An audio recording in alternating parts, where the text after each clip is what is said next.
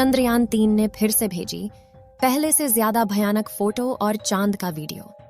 दोस्तों, इस समय चंद्रयान का प्रोपल्शन मॉड्यूल और विक्रम लैंडर दोनों अलग अलग हो गए हैं और जब से लैंडर लैंडिंग करने के लिए अपने सफर पर आगे बढ़ रहा है, वैसे वैसे चांद का रहस्यमयी खुलासे कर रहा है। आपको बता दें कि चंद्रयान-3 में लगे हाई रेजोल्यूशन कैमरे ने चांद की ऐसी भयानक फोटो के साथ वीडियो को भेजा है जिसे देखकर वैज्ञानिक भी अचंभे में पड़ गए हैं। साथ ही चंद्रयान-3 के लैंडर ने इसरो के पास ऐसा मैसेज भेजा है जिसे देखने के बाद इसरो के वैज्ञानिकों को भी अपने कारनामों पर यकीन नहीं हो रहा है। चंद्रयान-3 द्वारा भेजी गई तस्वीरों को दिखाने से पहले हम आपको कुछ जानकारियां देते हैं।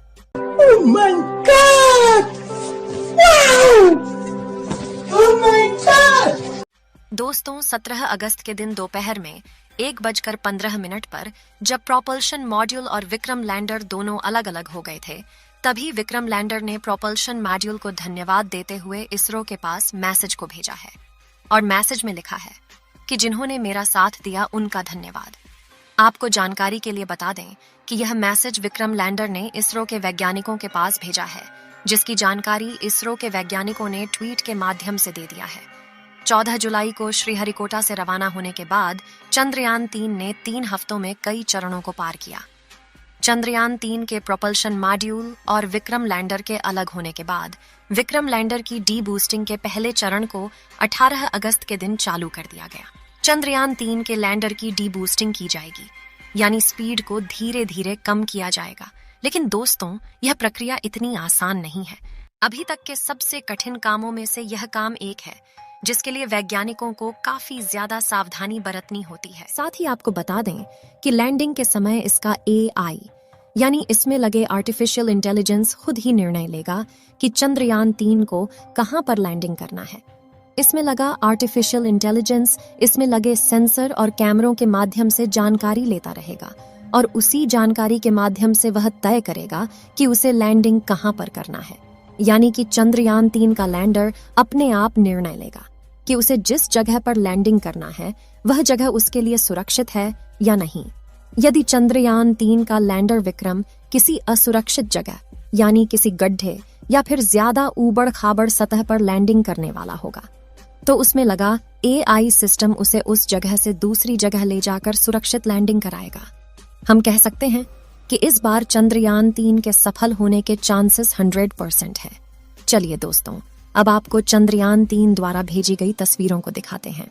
दोस्तों, इस समय जो आप अपने मोबाइल स्क्रीन पर वीडियो को देख रहे हैं, यह वीडियो चंद्रयान-3 के विक्रम लैंडर में लगे लैंडर पोजीशन डिटेक्शन कैमरा द्वारा 17 अगस्त के दिन दोपहर 1 बजे कैप्चर किया गया है। इस वीडियो में आपको चांद की ऊबड़ खाबड़ सतह स्पष्ट दिखाई दे रही होगी और चांद की धरती पर मौजूद गड्ढे भी आपको दिखाई दे रहे होंगे।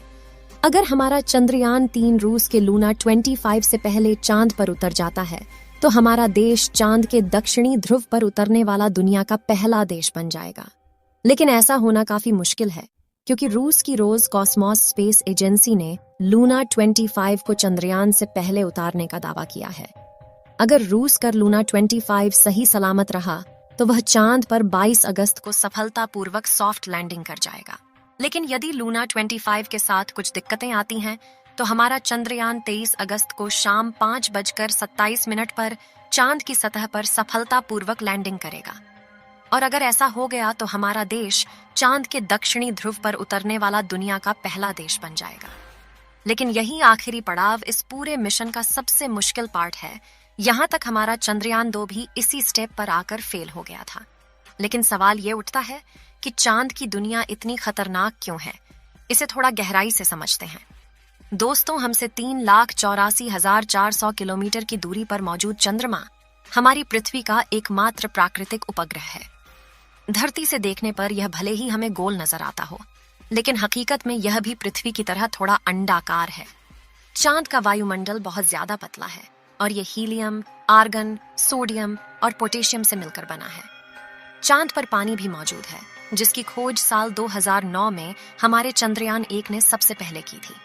लेकिन यह पानी पृथ्वी की तरह लिक्विड फॉर्म में नहीं है, बल्कि चांद पर यह बर्फ के छोटे छोटे टुकड़ों में मौजूद है। आपको शायद इस बात पर यकीन न हो, लेकिन चंद्रमा हमारी नींद पर भी खास असर डालता है और यह बात एक रिसर्च में साबित हो चुकी है।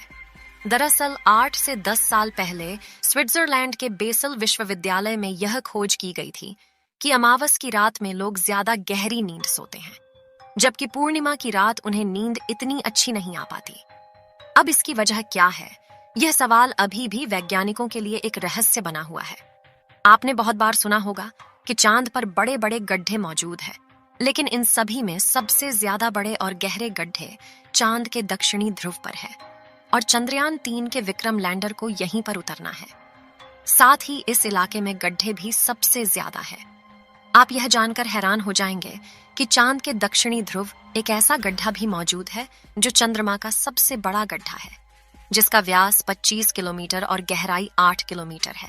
यानी इसमें 1 से लेकर 10 कुतुब मीनार तक समा सकते हैं। इतना ही नहीं, बल्कि हमारे पूरे सोलर सिस्टम का सबसे बड़ा गड्ढा है। दोस्तों, चांद के दक्षिणी ध्रुव को सिर्फ इसके गड्ढे ही इतना खतरनाक नहीं बनाते, बल्कि बेहद ठंडा तापमान भी इस जगह के भयानक होने की एक बड़ी वजह है। असल में इस इलाके में कभी भी धूप नहीं पड़ती, जिसके चलते यहाँ कुछ हिस्सों का तापमान -50 डिग्री सेल्सियस तक पहुंच जाता है। ऐसे में कोई नहीं जानता कि यहाँ कौन से रहस्य छुपे हुए हैं। वैज्ञानिकों का अनुमान है कि चांद के इन गड्ढों के नीचे बेशुमार पानी छुपा हो सकता है, या फिर हो सकता है कि यहाँ हमें कुछ ऐसा मिल जाए जिससे यह पता चले कि दूसरे प्राकृतिक संसाधन जैसे सोडियम, मरकरी, मेथेन और अमोनिया का खजाना यही है। यही वजह है कि हमारे इसरो के वैज्ञानिक ने अपने चंद्रयान 3 को चांद के इस खतरनाक इलाके में भेजने का रिस्क उठाया है। लेकिन सवाल ये उठता है कि रूस और अमेरिका तो आज से करीब 50 साल पहले ही चांद पर पहुंच गए थे, पर उन्होंने चांद के इस इलाके को खोजने में दिलचस्पी क्यों नहीं दिखाई? क्या इसके पीछे कोई ऐसी वजह है जो हमसे छुपाई गई है? असल में दोस्तों, इस विषय पर दुनिया भर में कई सारी थियरी मौजूद है, जिसमें कुछ थियरी को खुद नासा के एस्ट्रोनॉट्स ने ही जन्म दिया है। 1969 और 1972 के बीच अपने अपोलो प्रोग्राम के तहत नासा ने कुल 12 अंतरिक्ष यात्री यानी एस्ट्रोनॉट्स वैज्ञानिकों को चांद पर भेजा था, और उनमें से कई एस्ट्रोनॉट्स चांद के अंधेरी दुनिया के बारे में हैरान कर देने वाला खुलासा कर चुके हैं। कुछ ने तो चांद पर एलियंस के मौजूद होने की बात भी कही थी, और लोग कहते हैं कि नासा ने 1972 के बाद अब तक इसीलिए कोई मून मिशन नहीं भेजा, क्योंकि उसको चांद की दुनिया के यह गहरे राज पता चल गए थे। हालांकि नासा की तरफ से इसकी वजह दी गई कि चांद पर ऐसा कुछ नहीं है जिसकी खोज की जाए, इसलिए अब इस मिशन पर और ज्यादा पैसा बर्बाद नहीं करना चाहता था। तो दोस्तों, अगर भविष्य में मौका मिले तो क्या आप चांद पर जाकर बसना चाहेंगे? अपनी राय कमेंट में जरूर बताएं। आज के लिए इतना ही। आपकी आखिरी जिम्मेदारी इस वीडियो को लाइक करके शेयर करने की है। इसे ज्यादा से ज्यादा मित्रों तक शेयर करें ताकि उन्हें भी जानकारी मिल सके। और भी ऐसी ही नॉलेजेबल वीडियो के लिए अपने भरोसेमंद चैनल को सब्सक्राइब जरूर करें और बेल आइकन को ऑल पर सिलेक्ट करना बिल्कुल ना भूलें। वीडियो को अंत तक देखने के लिए धन्यवाद।